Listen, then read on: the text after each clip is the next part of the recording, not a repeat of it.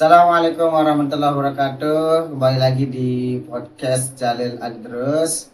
Kali ini kita kedatangan tamu sebagai narasumber kita. Ini namanya Ustadz Fakihi SPDI ya. Selamat malam. Malam, alhamdulillah. Kita akan membahas tentang MBG pada hari ini ya. MBG itu makan gratis ya. Iya, bergizi gratis.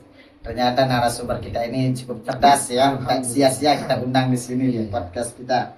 Ada beberapa pertanyaan yang perlu dijawab oleh malam ini. Oke. Kira-kira menurut Anda Pak, mengapa program MBG penting bagi peserta didik? Menurut saya, MBG itu program yang sangat penting karena anak-anak membutuhkan gizi yang cukup agar bisa belajar dengan baik. Wow. Bagus. Itu ya bagus ya. Kemudian apa manfaat yang paling dirasakan siswa dari adanya program MBG ini? Banyak sekali manfaatnya. Di antara manfaat yang pertama adalah paling terasa adalah siswa lebih mengingat dan tidak mudah lapar saat mau belajar. Oh, itu ya lebih urgensinya. Nah, sejauh itu bagaimana pengaruh MBG ini terhadap siswa semangat belajar dan kehadiran siswa di sekolah? Sejauh MBG ini berlangsung, saya melihat MBG atau makan bergizi gratis cukup membantu. Apa yang membantu?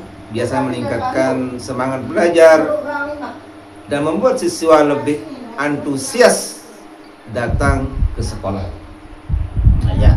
Jadi variasi ini kan modelnya berbeda-beda juga MBG menunya ya. Sejauh ini bagaimana MBG itu disajikan untuk memenuhi kebutuhan siswa dan mengapa itu?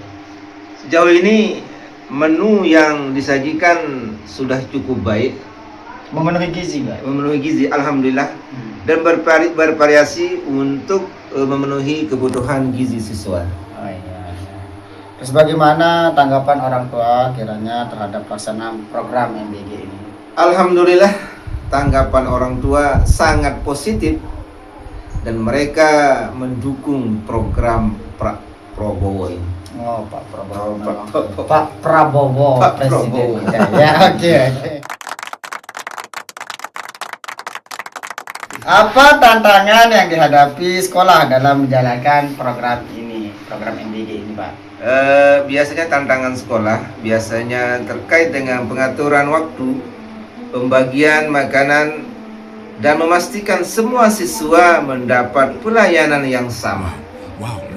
Kemudian pertanyaan ini mungkin apa kiranya harapan terhadap berkelanjutan program MBG di masa mendatang?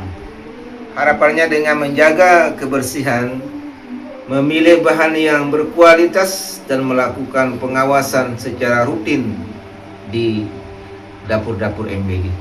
Nah, untuk pertanyaan terakhir kini kira-kira kesempatan, jika diberikan kesempatan, masukan kepada pemerintah, apa saran Anda untuk meningkatkan kualitas program MBG ini? Saran saya, menu makanan MBG bisa lebih bervariasi dan berprogram ini terus ditingkatkan agar manfaatnya semakin besar bagi siswa. Ya, karena kita tahu bahwa MBG ini juga variasi, tetapi kadang-kadang ada saja netizen yang nyelotek ya. Ada biasanya 2 jeruk dan sebagainya, hanya 2 jeruk dihargakan 10.000 di ranah sekolah dasar. Ini menurut kita perlu diberikan masukan dan saran ya Pak ya. Iya. Kalau kita kalkulasikan itu kalau 1 jeruk itu 3.000 dan kemudian Indomie susu itu kira-kira 4.000, itu 7.000 itu sudah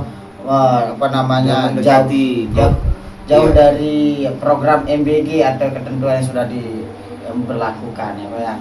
Ya, mungkin pada kesempatan ini saja dulu podcast awal ya. Nah, sampai jumpa dan narasumber berikutnya akan lebih atas jabatan daripada ini. Assalamualaikum warahmatullahi wabarakatuh. Waalaikumsalam warahmatullahi wabarakatuh.